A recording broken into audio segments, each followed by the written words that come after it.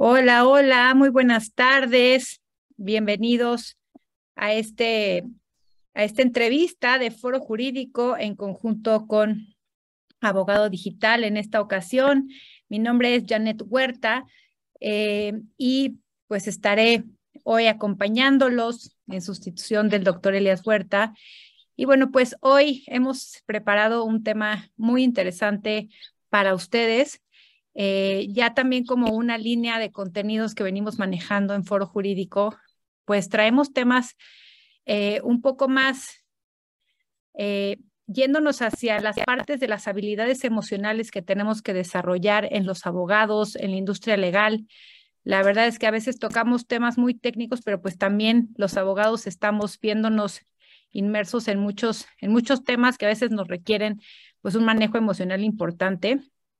Y además, les platico a toda nuestra audiencia que pues en estudios que hemos visto alrededor del mundo, pues nos arrojan cosas interesantes de la parte emocional de los abogados. Tenemos por ahí un estudio en Estados Unidos que nos dice que de 100 profesiones entrevistadas, los abogados fueron los de mayores índices de depresión, además de con bajos niveles de sociabilidad.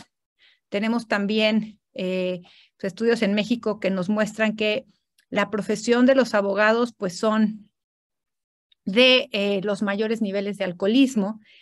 En España también hay un estudio que mide los niveles de estrés en los abogados, las pocas cantidades de horas que duermen por las horas y las cargas de trabajo. Entonces, en fin, hay varias formas alrededor del mundo que han medido esta problemática.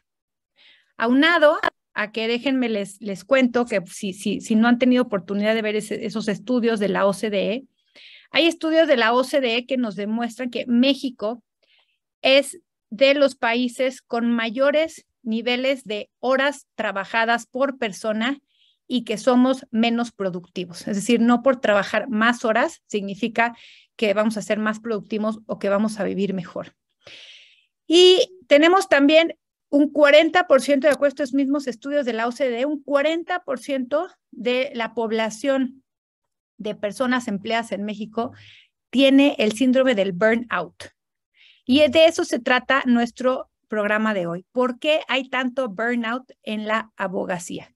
Este burnout en inglés que es como estar quemado, ¿no? Completamente agotado, con síntomas de fatiga crónica, con síntomas de ya no puedo más, estoy trabajando hasta las 10 de la noche. ¿Cuántos no hemos sentido esa parte? Y más a veces con la pandemia, más nos encontramos abogados que están conectados, trabajando a marchas forzadas y que a veces dejamos de hasta tener tiempo para nosotros, para nuestra vida, para nuestras familias. Así que bueno, ese es el tema y el contexto que les traemos hoy. Y pues traemos un súper experto en estos temas, que es Agustín Mier y Terán. Y Agustín es un experto en transiciones de vida. Él es, digamos que algo así como es entre psicólogo, coach, ya verán, filósofo, tiene un perfil, la verdad, muy interesante. Él es fundador de Legacy Lab, además de muchos proyectos. Él es top 100 mentor de Endeavor, ha ayudado a muchos emprendedores pues a salir adelante de diferentes momentos de crisis, de transiciones de vida. Es además miembro de consejos administrativos, ayuda también a empresas a poder salir adelante y bueno, ya nos contará, pero también ha trabajado mucho con abogados. Así que bienvenido, Agustín, y un gusto tenerte con nosotros en esta entrevista en Foro Jurídico junto con Abogado Digital. Muchísimas gracias, Janet, y gracias a todos ustedes que comparten lo más valioso que el ser humano tiene, que es su tiempo, y que vengan aquí en esta dinámica de poder conocer un tema que no nos es ajeno, un tema que en lo personal también en su momento me ha tocado vivirlo, y conocer los alcances negativos que esto puede tener en nuestras vidas. Paradójicamente, en el último, ¿qué será? En los últimos 6 meses, la cantidad de abogados que han llegado a uno de mis programas ha sido, esta vez sí, ha sido histórica, ¿no? Abogados y notarios, ¿no? En principio, comentar rápidamente que dentro de las líneas que trabajo mucho con adultos, con profesionales, emprendedores, empresarios, fondos de inversión, etcétera. Pero desde hace 25 años, ininterrumpidamente, he podido y he logrado encontrar ese halo de vocación hacia trabajar la educación, particularmente con jóvenes, con programas donde eligen carrera, se cambian de carrera y hemos generado una gran expertise en el cambio de carrera. Y cambio de carrera no limitado a exclusivamente un adolescente que se equivocó tal vez de carrera, sino en cambio de carrera de la persona de 30, de 40, de 50. Y la tasa, aquí hay dos tasas muy importantes en burnout a trabajar. Por un lado está la tasa de abogados arriba de 40 y pico años, que incluso siendo exitosos con sus necesidades cubiertas, empiezan a darse cuenta que el costo, no voy a, que ahorita vamos a entrar en un punto bastante cuestionable, que independientemente de lo que es el medio, ¿no? Seguramente tiene mucho que ver con la forma de trabajar en el medio. Entonces hay una cantidad muy importante de abogados, estadísticas altas en torno a, o porcentajes muy altos, que a la mediana edad, ¿no? Están, a la mal llamada mediana edad, están entrando en crisis, ¿no? De profesión. Pero uno de los elementos todavía más graves, trabajando con despachos muy grandes, donde contratan a muchos jóvenes, es histórica la tasa de burnout en jóvenes menores de 30 años, ¿no? Y que yo creo que aquí también tiene mucho que ver con que, y lo veo yo que trabajo profesiones, si hay tres profesiones que veo brutalmente anquilosadas, que el tema de la innovación y que dejaré de admirar Janet en torno a abogado digital y a empujar justamente al mundo del derecho hacia esta apertura tecnológica, hacia las automatizaciones donde se tengan que llevar, etcétera. Pues lo que es el mundo del derecho, el mundo notarial, el mundo contable, entre otros, se resisten demasiado a entrar a elementos de alta modernidad y cuesta trabajo romper paradigmas. Baste ver el taller que tiene Janet de documento digital y este cambio que hace, ¿no? En el diseño, las resistencias radicales que se llegan a tener de decir, oye, esto funciona, pero no sé si me lo acepten, ¿no? Entonces, es interesante ver esto y empezaría primero, el burnout, como bien dice Janet, pues no es otra cosa más que la traducción de estar quemados, ¿no? Y estar quemados, pues es genérico, vámonos a algo más específico. ¿Estás quemado por dentro o estás quemado por fuera? Entonces, dentro de esta sensación de estoy quemado, estoy en llamas, la primera pregunta que yo haría es, repito, justamente, ¿es desde la forma? O sea, estamos hablando que el burnout legal, por así decirlo, o de los abogados, ¿se debe a la forma, se debe al medio ambiente, se debe a la profesión, a mucho trabajo, a la cantidad de variables que no podemos controlar, la naturaleza propia de la profesión? No sé, porque me imagino que el medio médico debe de ser todavía más estresante, sobre todo que ahí tienes vidas humanas muchas veces en tiempo real, en el sentido de donde la dinámica y la expertise puede jugar un punto importante, pero creo que también el mundo de la arquitectura debe manejar sus índices de burnout importantes. Ya no se diga, ¿no? Una maestra en un kinder o en una primaria. Y entre más cara, peor, porque pues ahí las amenazas de que no puedes hacer nada con los niños, pues es latente. Entonces, cuestiono si es exclusivamente desde la forma. A mí en lo personal, como no puedo cambiar las circunstancias, entonces analicemos el burnout desde el punto de vista del fondo. Mi burnout, ¿no? Agustín, y déjame nada más comentar algo, porque a mi parte lo que me encantó de haber preparado esta charla contigo y comentarle a nuestra audiencia es que a veces enfocamos el burnout desde la excesiva carga de trabajo, ¿no? Y un poco yo dedicándome justo a temas de innovación, a veces pues vemos el burnout sí desde la parte de los procesos, ¿no? O sea, de qué tanto puedo eficientar mis procesos para minorarme la carga de trabajo.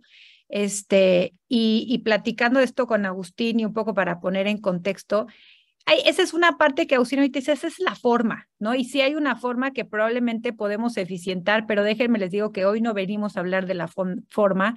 Hoy venimos a hablar del fondo, porque yo también cada vez veo más, inclusive jóvenes abogados, que así como tú dices, Agustín, que hay mucho burnout, también hay muchísima desilusión en la profesión.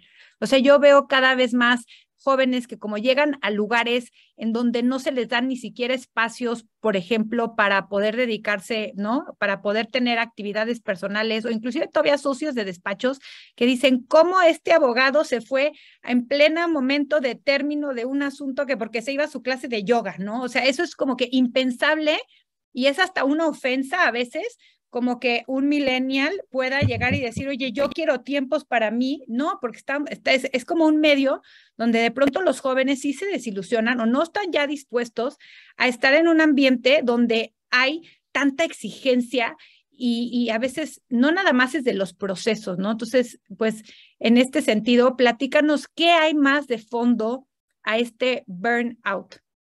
Sí, nos vamos a ir a esta parte justamente de esencias y vamos a encontrar algo muy interesante. Primero, nuestros valores. A mí en lo personal me da mucha flojera cuando digo la palabra valores. No sé por qué me imagino de repente cosas religiosas. Inculcado mucho que valores tiene que ver mucho con religión. Y pues la realidad es que todos somos seres de valores. Y los valores lo que va determina e identifica. Entonces yo priorizo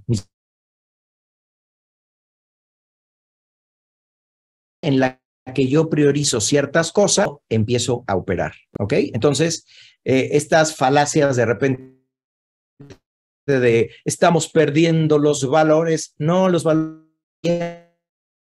pierden, lo que pierde es como la gente los, no, sí los tiene, lo que pasa es de que sus valores no están empatando con los tuyos o con una norma, o con una situación moral, ¿no?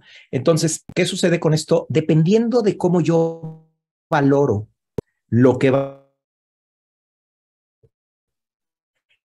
me encamino o no a ser yo mismo el sujeto generador de crisis, independientemente, repito, de las circunstancias y del medio que de sí tiene sus elementos seguramente detonantes o los gatillos que aceleran. Fíjense lo que voy a decir, que aceleran, porque pocas veces es un elemento externo el que genera.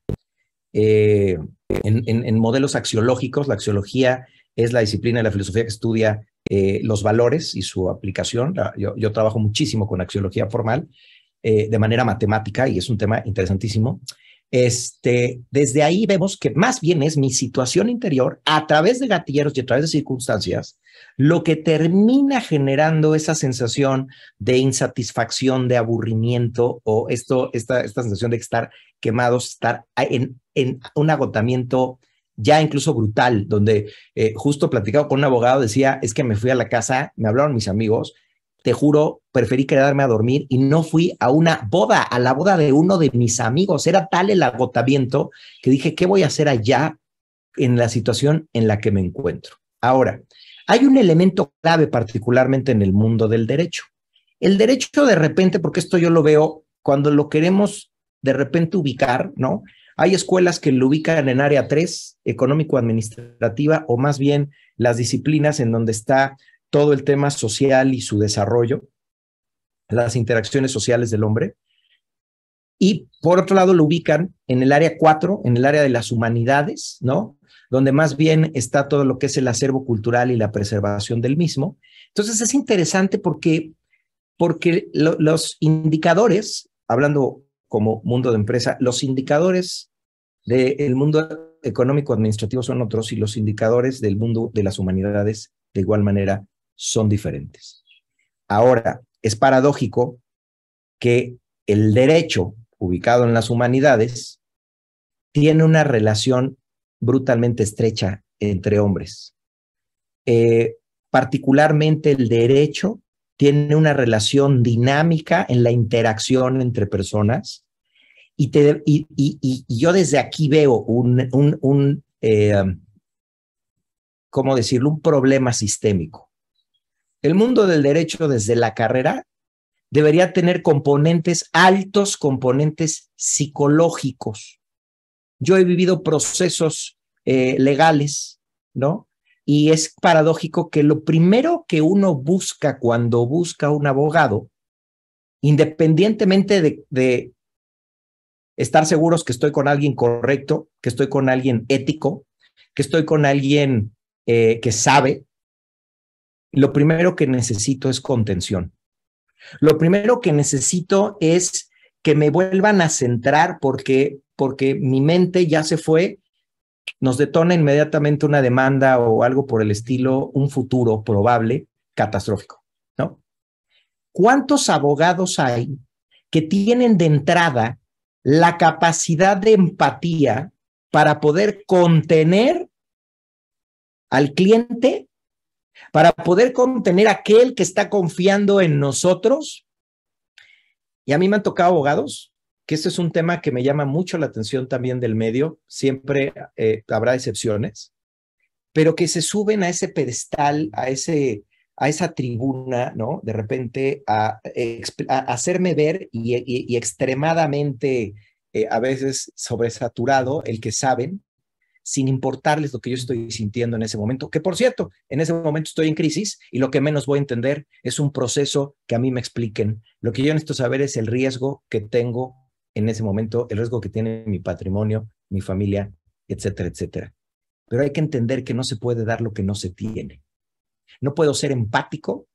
La empatía es mi relación con los otros si no tengo una adecuada relación conmigo, ¿sí? O sea, mi autoestima es un factor fundamental para yo poder conectar claramente con el otro, ¿no? Entonces, el abogado está siendo capacitado, ¿no? Para poder desarticular, defender, etcétera, etcétera, dinámicas en conflicto.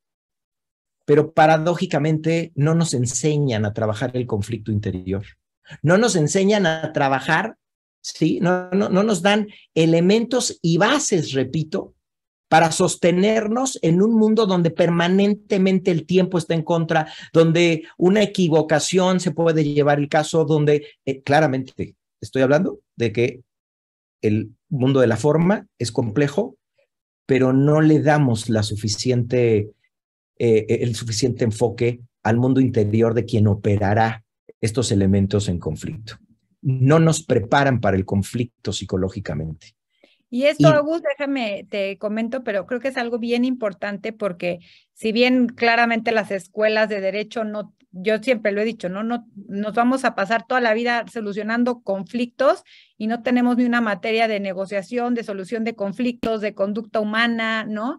E inclusive lo estoy platicando con un amigo abogado que me dice es que todos las soluciones, los abogados es como el tótem, una sociedad de cómo se generan acuerdos, de cómo se resuelven los acuerdos. Todo tiene que ver con acuerdos hechos por las personas y cómo se respetan o no se respetan esos acuerdos, ¿no? O sea, es decir, todo caso que llegue a un abogado va a ser a través del conflicto, como bien lo dices, ¿no? Y esta parte también decía este amigo, es que si entendiéramos que cuando llega a mí un cliente que se están peleando una casa, los hermanos realmente no se están peleando la casa, ¿no?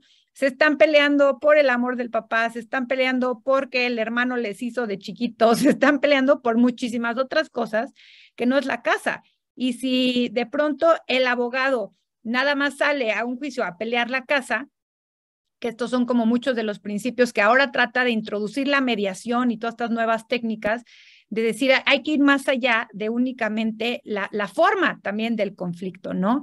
Completamente. Y al final esto es parte de lo que también trae el qué perseguimos o cómo estamos solucionando conflictos a la hora de ser abogados, ¿no? Y esa transparencia que es tan importante, ¿sí? A mí me tocó vivir un tema complicado en un tema de divorcio, que llegas con un abogado y te empieza a hacer preguntas y la razón por la que no lo contraté es que lejos de dar la contención y todo lo que yo buscaba, me estaba incendiando, estaba buscando incendiarme más. ¿Y qué pasa si hacemos esto y si lo hacemos eso? Y entonces empiezas a ver esa parte que es una línea tan delgada de querer solucionar y darnos cuenta que damos un servicio o a través de tu necesidad me estoy sirviendo. Y esto no nos damos cuenta, pero tiene un peso inconsciente radical. porque mi forma, que ya hablaré ahorita del personaje, mi forma persigue ciertos objetivos, pero no dejo de ser una esencia. Y estas son cosas muy sutiles, muy transpersonales, que al final es justamente por lo cual terminan llegando acá. Me llegan abogados diciéndome que tienen una bronca con su despacho, que son malos para cobrar, que les está yendo bien, que no contratan buena gente. Y cuando ya escarbo, el problema realmente es el alcoholismo, el problema es la hipersexualidad que traen, el problema son las drogas que traen. Y vuelvo a repetir, no se puede dar lo que no se tiene, ¿no? Entonces, no nos preparan para el conflicto y damos por hecho que vas a aguantar. O sea, en la universidad te hago un examen psicométrico para ver si jalas dentro de mi universidad, pero debería de haber un examen.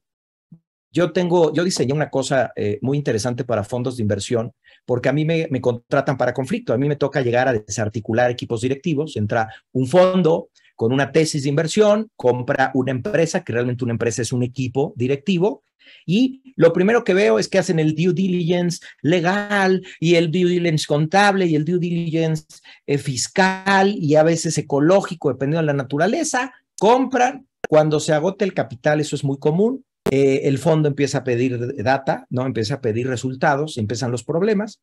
Entonces me invitan cuando las cosas ya están destrozadas y me invitan al conflicto. Le decía, oye, me estás invitando, o sea, en la fiesta ya me estás invitando cuando todos están hasta atrás y quieres que así pongamos orden. Me invitas tarde. Es que me dicen, es que si yo hubiera tenido estos datos que me estás dando, yo no hubiera comprado esta empresa. Pues me invitas tarde, invítame cuando arranques y creamos una cosa que se llama emotional due diligence. Antes de meter inclusive abogados, contadores y demás, vamos a hacer un diagnóstico emocional para ver quién estamos comprando y en momentos críticos cómo operan, porque capaz estás comprando ampones. Y es un caso muy complejo. Entonces, es interesante que también para ciertas profesiones, y la medicina creo que es otra, y la política ni se diga, yo no sé por qué, y ese es un tema que tengo que sería interesante para otro webinar, yo no sé por qué en una empresa analizamos profundamente los perfiles de quien va a gobernar la empresa y nunca nos metemos con los perfiles psicológicos y axiológicos de quienes van a gobernar un país y van a manejar presupuestos gigantescos. Yo no conozco un solo diagnóstico para alguien a quien se le va a dar tanta fuerza, tanto poder. En el mundo del derecho deberíamos también de tener un filtro, deberíamos de tener un mecanismo para ver si realmente tengo ciertas capacidades o tengo que desarrollar ciertas capacidades para justamente un elemento tan crítico como puede ser entrar a las dinámicas de un litigio, entre otros. Entonces, damos por hecho que vamos a aguantar. Si no, y aquí hay otra vertiente que de repente nos puede costar mucho trabajo, que esto se da, me gustaría decir bien, pero por lo menos se da en el mundo de la psicología, ¿no? O sea, no aprende a distanciarte del problema, o sea, no te enganches en la bronca de tu cliente, pero aquí hay una línea delgadísima que es no te enganches para no irte con el caso, o sea, no emocionalizarte con el caso y tener esa visión objetiva, que es muy complejo, pero al mismo tiempo no puedes irte al otro extremo porque te vuelves frío, te vuelves duro, te vuelves cabrón, ¿sí? Entonces, es lo mismo que pasa en el mundo de la psicología. Aprender a evitar se me fue el nombre, La transferencia. La transferencia. ¿A cuántos abogados, a cuántos de ustedes les enseñaron a manejar la transferencia? ¿Sí? A mantenerse ecuánimes en un caso sin caer en ninguno de estos dos extremos que ya decía. Entonces, el derecho está íntimamente ligado a la psicología. Bueno, y déjame, te comento, Agustín, que otro día platicando con un amigo que está ahorita de presidente de un tribunal y justamente me decía, oye, es que quiero implementar un programa de apoyo emocional y contención para los jueces. Y yo decía, wow, o sea, esto es algo que yo nunca he escuchado en un poder judicial. Y me dice, es que imagínate los casos que ven a diario los jueces, y sobre todo los jueces penales, ¿no? Imagínate que están viendo homicidios, están viendo violaciones y pues nadie les da este apoyo, digamos, o esta contención, o no tuvieron ni siquiera de formación elementos psicológicos para la transferencia, para apoyarse. Y bueno, tenemos también casos como el el libro este de Oppenheimer, de muchos estudios que se han hecho de las decisiones que toman los jueces por sus estados emocionales, ¿no? Entonces, de hecho, llegamos a decir, oye, ¿cómo un juez puede llegar hasta tomar una decisión que favorece o no la libertad de una persona de acuerdo a su estado emocional, de acuerdo a si se peleó o no se peleó hoy con su esposa, con sus colaboradores? Entonces, realmente puede llegar a tener, digo, ahorita dando un ejemplo a nivel de Poder Judicial, un impacto directo hasta en la labor que hacen día a día y cómo ni siquiera yo creo que lo tenemos ni medido ni tomado en consideración, ¿no? Totalmente. Y mira, aquí entonces entramos a esta parte donde yo soy, o sea, donde hay una forma y donde hay una esencia. Entonces yo puedo ser un gran abogado técnico y yo inclusive me puedo saltar y puedo tener capacidades y puedo tener pues una serie de estrategias y ser muy ducho para, donde inclusive si fue legal, si no fue legal, si yo gané y eso, pero hay una impronta. O sea, al final, ¿por qué te enamoras de quien te enamoras? Por una impronta interna que le llamamos amor. ¿Por qué estás con quien estás y no estás con otros? Porque hay algo que solamente se da a nivel del alma, que es la parte filial de estar con alguien con quien quiero o no quiero estar. ¿Por qué la familia, ¿no? Porque, como dice Harari, en Homo sapiens nos mueven los conceptos y los abstractos, y los conceptos y los abstractos son interiores.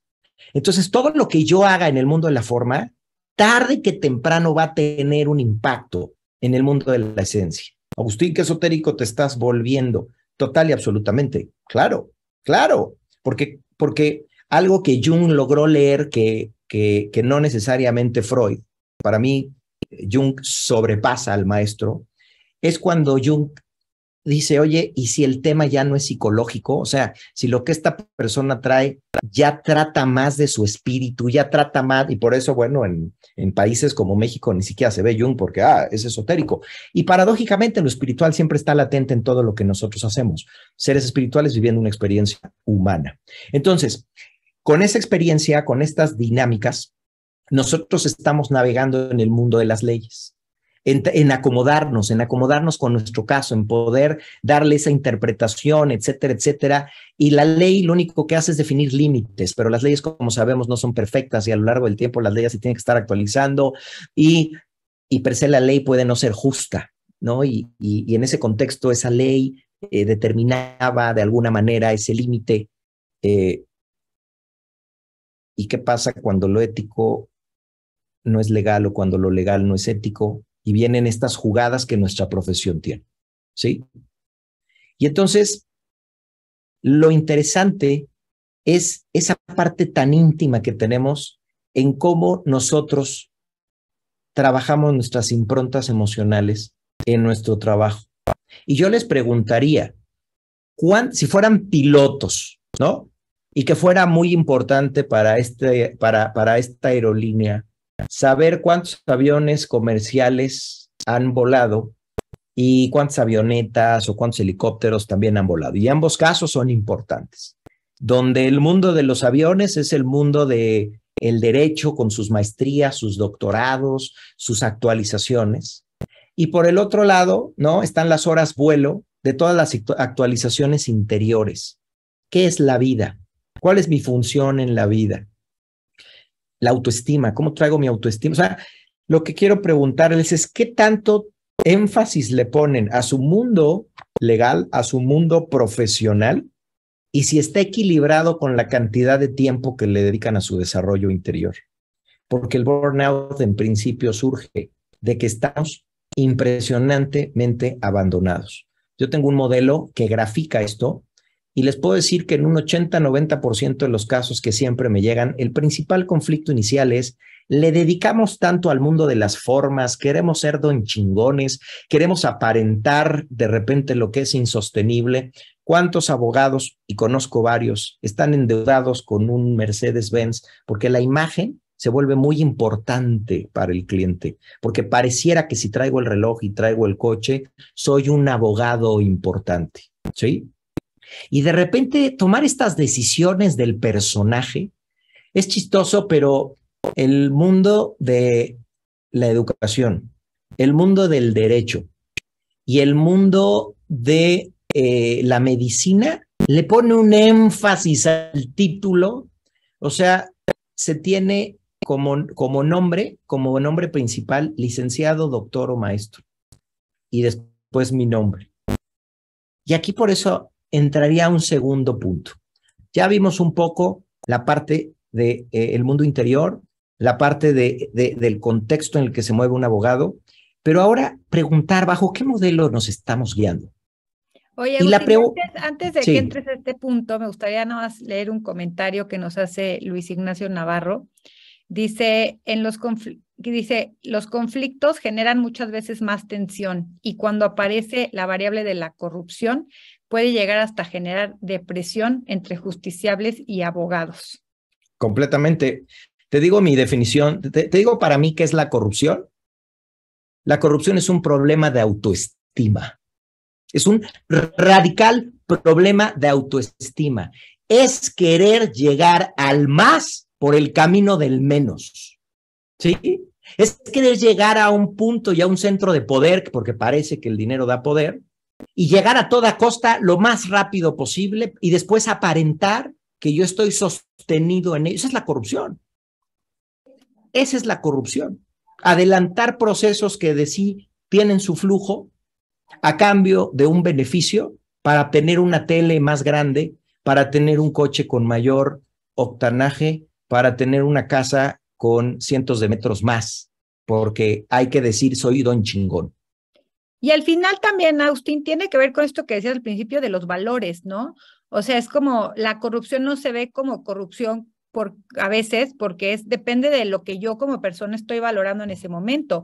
O inclusive el burnout, ¿no? Y me tocó escuchar el caso de una abogada que trabajaba en la Fiscalía General y que ella primero en un ejercicio de valores decía, mi principal valor es la familia, ¿no? Y de pronto ella empezó a contar que ella pues por el trabajo se quedaba a veces hasta la 1 de la mañana en la fiscalía, tenía que dormir en el sillón de ahí de su oficina porque al día siguiente tenía que trabajar a las 8 y tenía que hacer 2 horas a su casa y de regreso. Total que cuando hizo una métrica de cuántas horas le dedicaba a la familia y cuántas horas le dedicaba al trabajo, claramente era, por decirte, un 20% del tiempo real que dedicaba a la familia y realmente entró como esta crisis de conciencia cuando se dio cuenta y dices, no, o sea, tú dices que tu valor principal es la familia porque trabajas de alguna forma para poder mantener una familia, pero lo que menos le estás dedicando el tiempo es a la familia. Entonces, tu valor estás valorando más el trabajo o estás valorando más el éxito o estás valorando más otras cosas que la familia. Entonces, a veces es bien interesante cuando ya hacemos este ejercicio de valores, porque a veces nosotros creemos que o decimos que valoramos ciertas cosas y a la hora que nos podemos ya analizar el detalle de a qué le dedicamos nuestro tiempo, nuestra energía y a qué realmente le damos la prioridad en nuestra vida, nos damos cuenta que nuestros valores son otros, ¿no? Y a eso se llama incoherencia. Entonces, ahora, no está mal. A ver, si tú quieres ser exitoso, sé exitoso. Si tu línea es la línea de la corrupción, porque así es el medio, porque así es, a ver, solamente no quieras decir A haciendo B, porque estás ganando a costa de perderte. Y el inconsciente se revela. O sea, lo que no nos damos cuenta es que el inconsciente se revela. Por eso el upgrade más grande que he hecho en mi vida es cuando me di cuenta que ser feliz no es lo más importante. Es mucho más importante estar en paz. Es muchísimo más importante la tranquilidad. Y si aparte soy feliz, está increíble. ¿Sí? Pero fíjate, el éxito, la felicidad y la tranquilidad, la paz. De hecho, en sistemas de estados de conciencia, la paz está por encima de la razón. ¿Sí? Esto es muy importante. Ahora, hago una pregunta. ¿Por qué te hiciste abogado? Esta es la pregunta clave que le hago a todos los que me llegan, ya sea chicos en cambio de carrera, que la tasa de cambio de carrera en el derecho es altísima. Entonces, ¿por qué te hiciste abogado? ¿Qué creías que era el mundo del derecho y qué fue lo que te enganchó del mundo del derecho? Yo veo elementos básicos para alguien que quiere estudiar derecho. En principio, creo yo que debe de haber una técnica y un gusto muy, pero muy grande por la lectura y sobre todo por la lectura técnica. con una gran capacidad de memoria, ¿no? Y sobre todo soportar estas líneas extenuantes de tiempo, el tema, y ya no diría los factores psicológicos. Llevo 25 años trabajando con adolescentes. Encontrar jóvenes que les guste leer es muy difícil.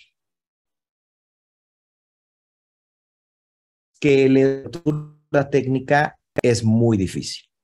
Encontrar jóvenes que estén dispuestos y que tengan una buena memoria cuando hoy dicen que un pescado tiene más atención que un adolescente digital.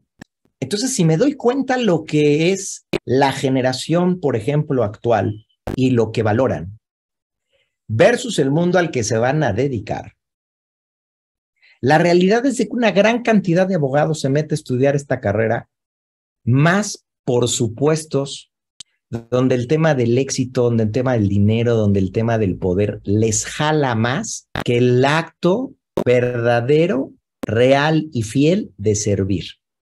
¿Sí? Y creamos un personaje, ¿no? Y navego a ver cómo paso, ¿no? Y me creo un personaje. ¿Qué te gusta y qué no te gusta? ¿Sí? Porque en esto que acabo de decir hacia atrás está el 50% del burnout. ¿Sí? Gran parte de la gente entra al mundo del derecho y lo veo porque es donde más cuestiono, o entran porque vienen, pareciera que el talento se hereda, que es una ficción, el talento no se hereda, pero como el abogado es, como el abuelo es, el papá es, pues ahora el hijo tiene que ser, porque si no, ¿quién? ¿No? Pues espérate, güey, eso fue lo que ellos cogieron. Y tú capaz quieres otra. No, ¿cómo? Voy a romper la tradición y estas lealtades que de repente tenemos. Por otro lado, los que sí se enfocan muchísimo en la variable del éxito y lo económico y quieren lo más rápido posible, y es una gran cantidad, por lo menos la que a mí me toca. A lo mejor sus historias son otras, los felicito. Las que a mí me toca vivir son estas realidades de tener que meterme con mayor profundidad y hacer estas preguntas, ¿sí? Entonces, el que entra por la búsqueda del éxito, el éxito tiene una gran trampa. El éxito es el gran problema que vive la educación. El éxito es el gran problema que vive nuestra propia vocación. Nos han enseñado a buscar ser chingones, ¿no? Y este no es un tema. Vengo de un podcast de educación que grabé hace rato con una persona y estábamos hablando yo tenía una tesis de que la educación no es solución a los problemas del planeta. O sea, tajantemente digo, la educación no es la solución. Históricamente tenemos hoy como nunca la mayor cantidad de universitarios para el nivel de problemas que tenemos. Es la educación consciente, pero la educación consciente da por hecho que quien entra conscientemente y donde, repito, la profesión, sea cual sea, está ligada al servicio, ¿sí? En México, el 70% de las carreras están en 5 carreras. El 70% de las personas, están en 5 carreras y derecho es una de ellas. Para la cantidad de opciones que tenemos, ¿sí? Y mi familia tiene mucho que ver con una universidad muy importante en donde la carrera de derecho es muy importante. Entonces, conozco las estadísticas en ese sentido y las tasas, ¿no? De cómo se van perdiendo en el camino estudiantes como tal. Entonces, ¿qué ha sucedido? De repente creemos que el problema de la educación viene con la era industrial, cuando se vuelve brutalmente utilitaria, y ya no se diga cuando llega el positivismo y reducimos radicalmente las humanidades, que las humanidades hacen que se nos quite lo imbéciles, naturales, que por ser también un ser animal, un animal racional, conozco a algunos que eso también todavía les cuesta trabajo, pues las humanidades nos invitan a aprender a pensar por nosotros mismos, nos invitan a generar recursos, y hay abogados que conozco extraordinarios, ¿no? Que logran abrirse a la filosofía. Dicen que la diferencia entre un filósofo y un abogado es que el abogado es un filósofo que cobra. En algunos lugares, en algunos aspectos, conozco algunos que son así. Y el problema no viene desde ahí, el problema es griego. El problema es desde mucho tiempo atrás, con Protágoras, cuando con los sofistas crea todo este rollo de la retórica y la dialéctica, de no importa, así que lleguemos a ese fin a cualquier medio. A través de la retórica, le voy a enseñar a hablar a tu hijo para que sea chingón, así tenga que defender una estupidez, pero la va a defender con tal elocuencia, lo va a vestir de tal manera que va a ser exitoso. No importa que no sea virtuoso. Y ahí entonces arranca la educación competitiva. El gran problema de la educación es que la educación está hecha para competir y en la competencia no se puede colaborar. ¿Sí? Entonces tengo que ser el mejor y todos queremos ser el mejor y nos metemos hasta el cansancio ser el mejor. Por eso yo que analizo tanto redes sociales en aspectos de desarrollo humano, todo es ser el mejor, el ser el número uno, tu mejor versión, como si estuviera brutalmente jodido y siempre va a haber una mejor versión de mí. Me gusta mucho la línea estoica en ese sentido, pero tengo que aceptar que estoy donde estoy con los recursos que tengo y tendré que buscar más, pero no en ese ánimo de ser mejor por ser mejor, sino en ese ánimo de ser congruente para que la calidad de lo que dé sea de lo que habla mi servicio. ¿Sí? Entonces, ¿qué sucede? Que entramos con una gran incoherencia a la carrera, navegamos con una gran incoherencia a la carrera y luego llegamos a ese mundo tan complejo que puede llegar a ser. Pero pues ya dices, ya estoy aquí, man. Y ahora me tengo que aguantar. Y luego estos rollitos que nos inventamos de si entras a estos despachos te van a negrear porque este mundo tiene que ser de estar negre y fundimos a los chavos. A ver, a lo mejor en otras épocas donde teníamos menos compromisos y sobre todo menos distractores, las áreas del conocimiento se conseguían o por un maestro o por un libro. Hoy agarras un celular y ya estás en Italia. Y estás en Pompeya viendo las ruinas, o sea, se abrió la ventana y esta generación ya no aguanta ese tipo de cosas. Tú llegas y quieres negrear chavitos como los hacían a nosotros, ya no te aguantan. O sea, traigo ahorita un tema, traigo un proyecto con un despacho muy, muy grande de un modelo que tengo para desarrollar el compromiso. Y el compromiso solo se puede desarrollar cuando se le apuesta, ¿sí?, a la energía psíquica. ¿A través de qué? De arreglar elementos como qué demonios es un proyecto de vida, porque lo que nos han vendido es que a tal edad tengo que conseguir esto y a tal edad, y eso no es un proyecto de vida. Como si fuera gran parte del problema es que creemos que la vida es lineal y que en esta parte de la vida tengo que lograr esto, y en esta parte esta, y en esta parte esta, y en esta parte esta, y agárrate, porque a los hombres les da la crisis de la mediana edad y a la mujer le da la menopausia. No es cierto, hay gente que a los 20 años tiene crisis más fuertes y profundas que a lo mejor muchos de nosotros a los 40 años. La vida no es lineal, ¿sí? Y también aceptar que elegimos carrera con esto que sabemos.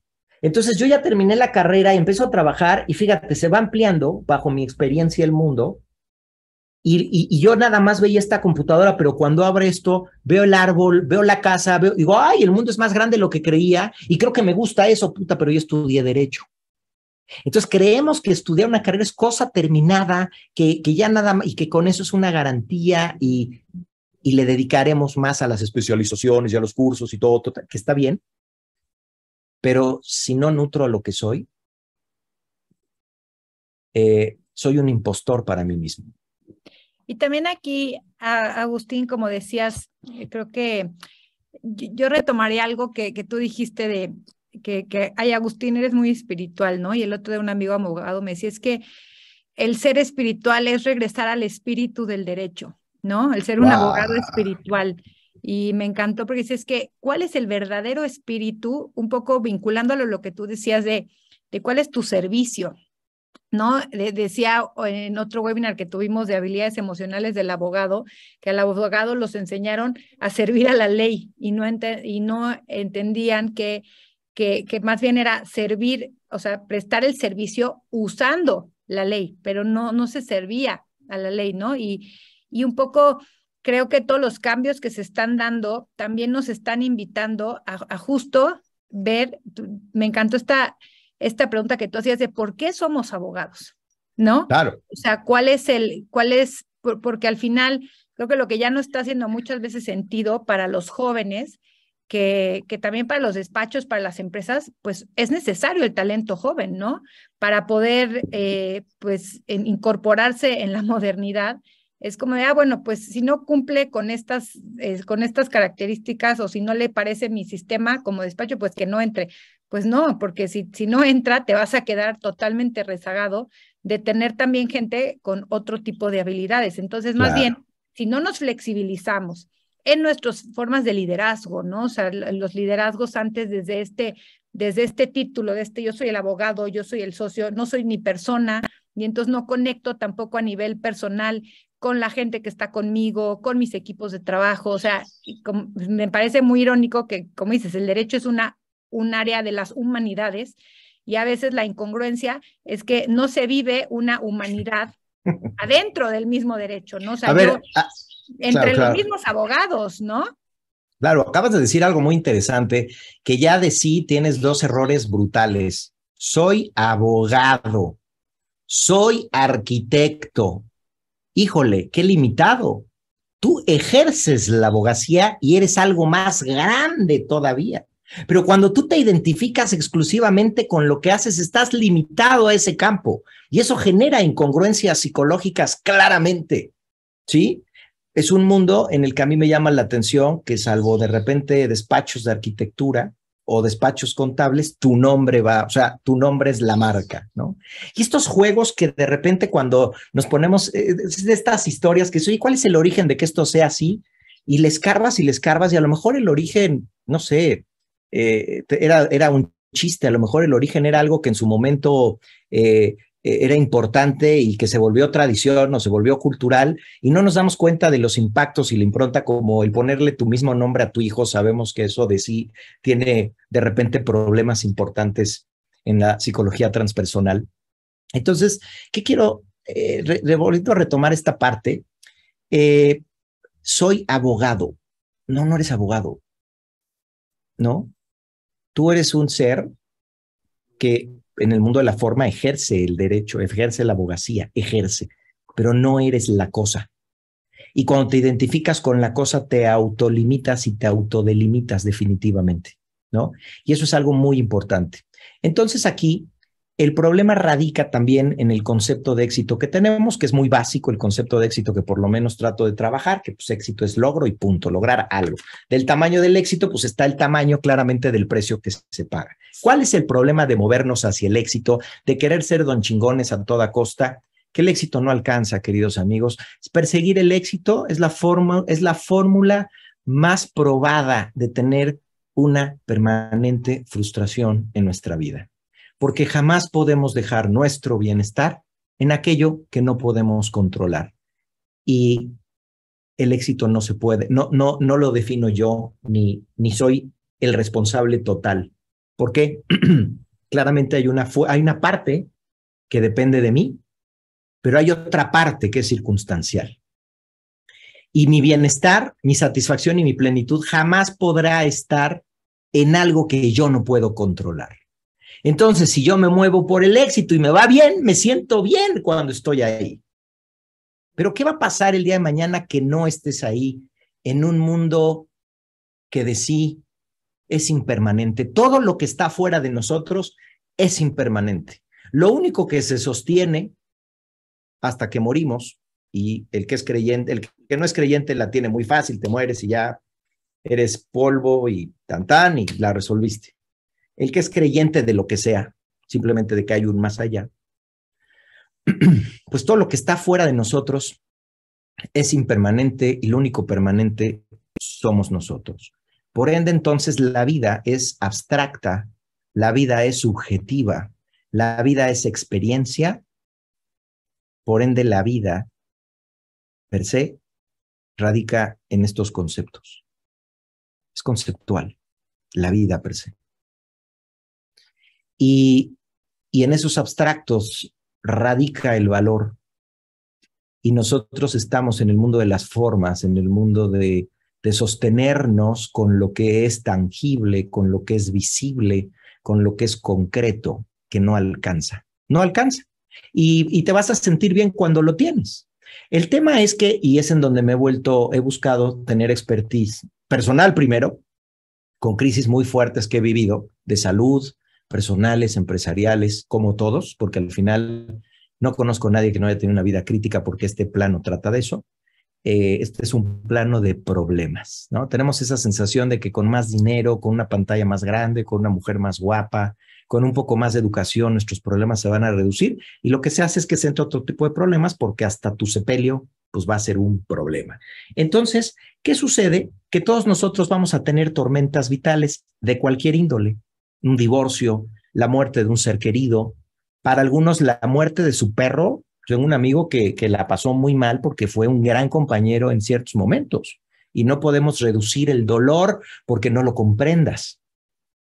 Perder un empleo, oye, nunca me hicieron socio y lo di todo, pero no. La espiritualidad no es hacer yoga y besarnos las pompas. La espiritualidad no es quedarnos 3 horas en la montaña meditando. La espiritualidad no es meterte cualquier hierba. La espiritualidad no es eh, ir a la iglesia todos los días. La espiritualidad, tu valor y tu nivel espiritual se da en la manera en cómo navegas el conflicto, en la manera como soportas el huracán, la tormenta, ¿sí? Y que llega una tormenta que nos puede suceder a todos en una investigación en la que estoy metido. Se dice que nosotros vamos a tener alrededor de 5 a 7 tormentas vitales en la vida. Y la duración promedio de una tormenta vital radica entre los 5 y los 7 años. Porque vemos el divorcio aquí, pero el divorcio se viene gestando desde acá y luego viene el hecho y luego viene toda la estela, que hay gente que se puede quedar años atorada en ese tema. Y hay gente que te puede...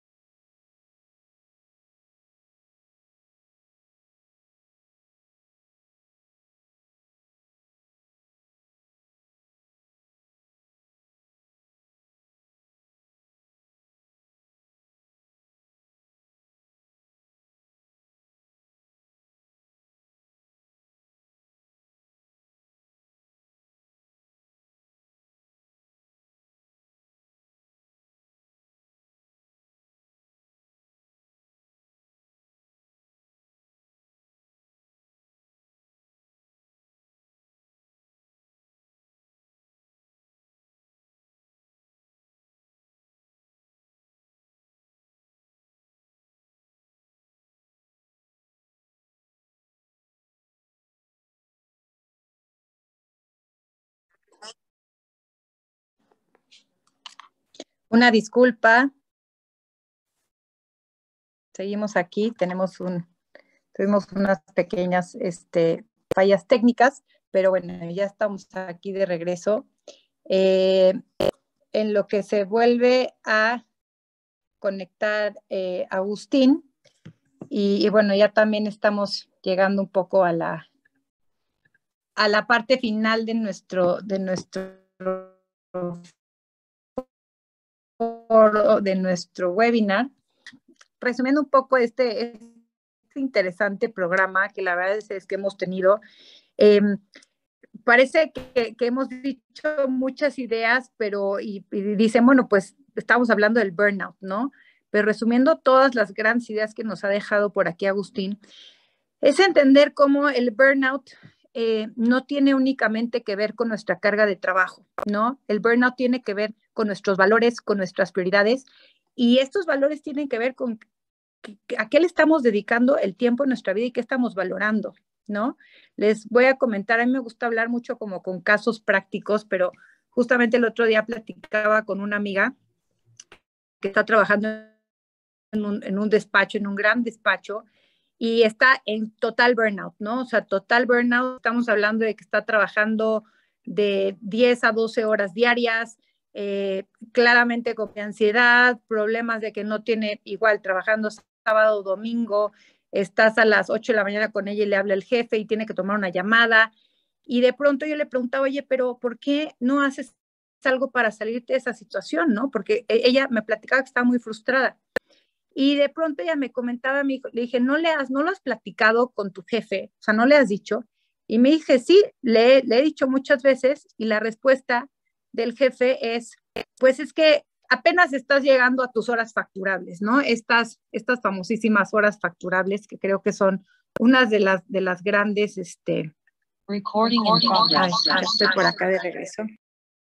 Perdón. Y estas horas facturables que son, creo que, una de las grandes penas que tiene la profesión, uno de los grandes stoppers de la innovación. Y bueno, al final ella lo que me decía es que de entrada, pues tenía miedo que si ella dijera que no, la corrían, y segunda, el despacho le había pagado una parte de su maestría, entonces de alguna forma la tenían ahí. Y bueno, y otra me decía, es que es un gran despacho, ¿no? Un poco hablando de esta persecución del éxito.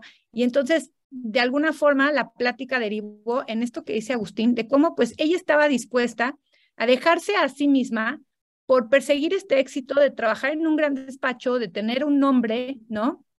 Y me encantó esta frase que decía Agustín de a veces no podemos ganar perdiéndonos a nosotros mismos, ¿no? Y creo que esto que decía por acá Jorge Arellano, que nos comentaba, que nos manda saludos desde Toluca, y nos dice que qué bueno que estemos tocando estos temas, porque hay veces que pues se nos ha ido el enfocarnos en el ser, ¿no? Entonces, bueno, Agustín, tuvimos aquí algún problemita técnico, ya estamos llegando al fin. al fin, pero me gustaría nada más que nos comentaras, porque la verdad es que venimos y vamos a trabajar unas cosas interesantes que quisiéramos comentarles con Agustín, pero si tuvieras que resumir como a unos 3 puntos de cuáles son estas capas o estas razones por las que existe el burnout, ¿cuál sería tu resumen? Mira, me subiría un poco a la base de la axiología, que nos dice que nos movemos en 3 grandes mundos. El mundo sistémico, o sea, al final nosotros tenemos que movernos en un mundo de modelos, el modelo educativo, el modelo de familia, el modelo de sociedad, etcétera, etcétera. Ese mundo tú no lo puedes modificar. Como individuo, tú no puedes modificar la capa sistémica, tú no puedes modificar, tú solo no puedes modificar una ley, ¿no? Luego, para tú poder navegar dentro de ese mundo, tenemos una siguiente capa o otro mundo que es el mundo extrínseco, el mundo de los roles, el mundo de las formas, que a través de esas formas yo entro a los modelos. En este caso sería como el mundo de los roles. Mi rol como abogado, mi rol como papá, esa parte de saber jugar al personaje, ¿no? ¿Cuándo ser abogado y cuándo no? Porque hay abogados que son abogados en la familia, ¿no? Hay gente que no se puede quitar el disfraz y está en la comida y trata a los hijos y trata al esposo y trata a la gente como el abogado, ¿no? Es natural en muchos casos, de repente, tristemente, la prepotencia de alguien que se sabe abogado cuando algo no está bien en un restaurante, en un lugar, como si tuvieran de repente un escaño arriba por el hecho de conocer la ley y nuestros derechos, ¿no? Puedes saberlo y no necesariamente ser patán. Y la tercera capa es la más importante porque estas 2 capas son, en estas capas no puedes hacer tanto cambio, pero paradójicamente en estas capas está enfocado la educación, la profesión, etcétera. Pero la capa que lo nutre todo es la capa intrínseca, que es la capa de mi esencia, la calidad de mis valores. Este enfoque del éxito, este enfoque que nos va a llevar de repente a perdernos en algo que nunca es suficiente. Entonces, el recurso más importante para trabajar el mundo intrínseco es justamente la integridad. La integridad de ser quien soy, la integridad de ser quien soy y la integridad que me lleve a yo poder estar en un ámbito de control. Yo no puedo controlar las circunstancias, pero puedo controlar mi manera de trabajar dentro de las circunstancias. Entonces yo te diría que son estos 3 grandes elementos los que les diría habrá que poner atención. Ahora, cuando hay un desarrollo intrínseco y me junto con gente que comparte esto mismo, en conjunto, ahora sí que en bola, sí podemos cambiar los sistemas. Esto que es científico, esto se puede medir, esto puede generar una gráfica inclusive de dónde estamos en este momento, es lo que sustenta la famosa frase de tu cambio es el cambio del mundo. El verdadero cambio que hay que perseguir es el cambio personal y el cambio interior. Es lo que va a nutrir los roles, que esos roles terminan nutriendo a los sistemas. Por eso algo más importante que la educación es la conciencia del educando y la coherencia, que aquí es la clave entre lo que pienso, lo que siento, lo que comunico y lo que pienso. Cuando hay incongruencia en este proceso, no importa el resultado en lo exterior, estamos perdiéndonos por dentro. Es acumulativo, genera emociones, las emociones son energía y esas energías terminan colapsándote inclusive en enfermedades. O la otra, nada más muy rápida, a nivel científico, que eso sí no quería que se me fuera, a nivel científico y de neurotransmisores, la GABA es un neurotransmisor que permite delimitar los otros neurotransmisores.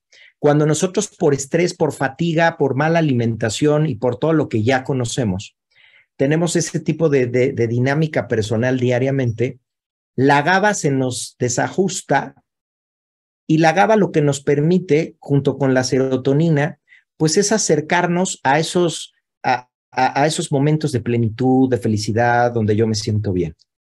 Cuando hay una deficiencia severa de GABA por estrés y por todo esto, el cuerpo tiene que compensar esa búsqueda de satisfacción. Queridos amigos, ahí estamos en la antesala de una adicción.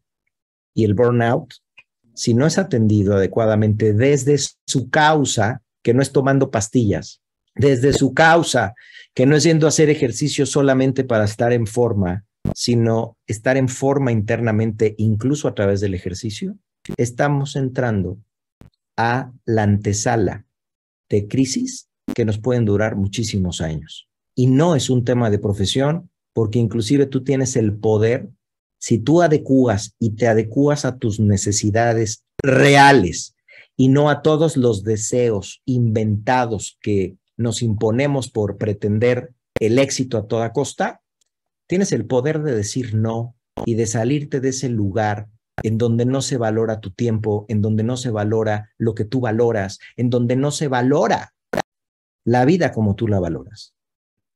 Porque no te puedes quejar de que es que así es el medio. Así es el medio que tú has elegido. ¿Y desde dónde? Desde lo que tienes en el interior. El burnout, su principal base es el desajuste personal de cómo estoy acomodado en la vida y de lo mal acomodado que yo pueda estar, es como desacomodo todo lo demás.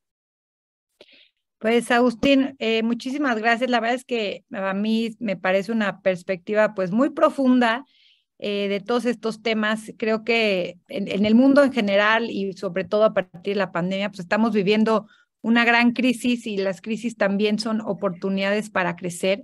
Desde mi perspectiva, sobre todo, pues es una crisis de falta de sentido, ¿no? De entender que de pronto tuvimos que regresar a casa, regresar hacia adentro, vernos a nosotros, a nuestras familias, a nuestro trabajo y observar que hay muchas cosas que ya no nos hacen sentido, desde relaciones que teníamos hasta formas de trabajo que teníamos, y estamos en estos ajustes. Entonces, no podemos dejar de lado en una evolución integral de la profesión, de los abogados del mundo, pero bueno, ahorita estamos en un foro de abogados, este desarrollo personal, ¿no? Y para nosotros también, desde el Foro Jurídico, difundir estos temas y también poder darles más opciones de capacitación integral desde abogado digital. La verdad es que Agustín es un experto en estos temas y quisiéramos compartirles a todos los asistentes de hoy que pues le hemos pedido a Agustín que podamos profundizar un poco más de este tema, sobre el burnout, sobre esta tesis de cómo mi autoestima genera o tiene impactos en mi burnout, pero además, ¿cómo lo puedo medir? La verdad es que a mí lo que me encanta del trabajo de Agustín es que tiene muchísimas herramientas, desde la axiológica hasta desde la parte química, para realmente medir lo que está pasando con tu autoestima, lo que está pasando con tu situación de vida, con tu burnout. burnout, ¿no? Entonces, pues les comparto por aquí, les estaremos dejando el link en el chat de esta masterclass que estará dando Agustín el próximo miércoles 24 de agosto, de Masterclass Autoestima y Burnout. No podemos ganar si en cambio nos estamos perdiendo a nosotros. Así que bueno, pues si quieren profundizar un poco más el tema, conocer una herramienta que les va a permitir justamente autodiagnosticar en dónde están en sus niveles de autoestima, observar nuestros valores, pues acompáñennos a esta masterclass, mándenos también un correo, eh, y bueno, por acá también tenemos algunas felicitaciones de nuestro público. Muchísimas gracias a todos los asistentes por acompañarnos. Muchísimas gracias también, Agustín. No sé si brevemente quieras dar alguna reflexión de salida o comentar algo del masterclass también. Yo dos cositas muy rápidas. Endeavor es la organización más importante en el mundo de desarrollo de emprendedores de alto impacto y son quienes han estado detrás ahora de este rollo de los unicornios, empresas valuadas en muchos millones. A partir de la pandemia, ellos tenían 4 pilares estratégicos y a partir de la pandemia se dieron cuenta de lo poco preparados que estamos para navegar en la vulnerabilidad. A partir de este año, y ha sido algo empujado desde hace mucho tiempo, el desarrollo espiritual, que no quiere decir religiosidad, eso cada quien, el desarrollo espiritual se volvió el 5.º pilar a partir de ahora, porque también el éxito cuando tú traes un manejo inadecuado de tu ser interior es lo peor que te puede pasar. Lo peor que tener acceso al poder cuando tu desarrollo interior es bajo es lo peor que te puede pasar. Y bueno, pues sería eso, invitarlos a mi podcast. Tengo un podcast, quienes tienen gente en educación, insustituibles, con Agustín Mier y Terán en todas las plataformas, y buscar mi nombre en redes. Ahí pueden tener acceso a todas mis redes, a todo lo que es el Instagram y todo lo que estamos haciendo. Y vamos a tener, me pidió Jan que hiciéramos algo. Le dije, oye, creo que puede ser muy interesante el manejar una base de platicarles cómo existe una herramienta o cómo existen elementos que te fijan el lugar y la posición en la que te encuentras actualmente. Y no es para ver si estoy bien o es para ver si estoy mal, simplemente cómo estoy y preguntarme si lo que pretendo o lo que busco, como soy y como estoy, me da para llegar a ello o no. Porque no vaya a ser que mis metas vayan por un lado y mi bienestar por el otro. Queridos amigos, yo termino con una línea reflexiva. Si hubiera un indicador importante, ¿sí? Un indicador importante en un coche, pues es la gasolina. Sin gasolina no hay todo lo demás, ¿sí? Sin plata en una empresa no hay todo lo demás. ¿Cuál sería el indicador de nuestra vida? ¿Con qué indicador nos deberíamos de levantar todos los días y verlo así que sea lo primero? O sea, ¿cómo andamos en cómo te sientes? El indicador por encima de todo es cómo te sientes. Si hay amargura, si hay frustración, hay algo dentro de ti. Porque la vida es y nosotros somos quienes la significamos. Muchísimas gracias, Janet. Gran espacio y feliz de la vida de compartir con ustedes muchas más herramientas y muchas más líneas de trabajo en esto tan importante y en un mundo en el que ustedes están fundamental para el manejo inadecuado de nuestra sociedad. Totalmente. Y muchísimas gracias, Agustín. Nada más recordarles que si asistieron a este webinar, van a tener también un 20% de descuento en el masterclass con el código de abogado digital. Ahí lo encontrarán también en la página web que les estamos dando. Cualquier cosa, nuestro correo soy@abogadodigital.lat. Entonces pueden ahí contactar y pedir más información también. Muchísimas gracias, Agustín. Gracias a todos nuestra audiencia, por conectarse, por el interés en estos temas, y pues seguiremos promoviendo sin duda siempre el bienestar, porque la profesión del abogado es una profesión clave y esencial también para el bienestar de una sociedad. Así que primero debemos estar bien para así prestar nuestro servicio desde el propósito y desde nuestro propio bienestar para ser congruentes y empáticos. Así que muchísimas gracias a todos y que tengan una linda tarde. Gracias. Bye. Buenas noches.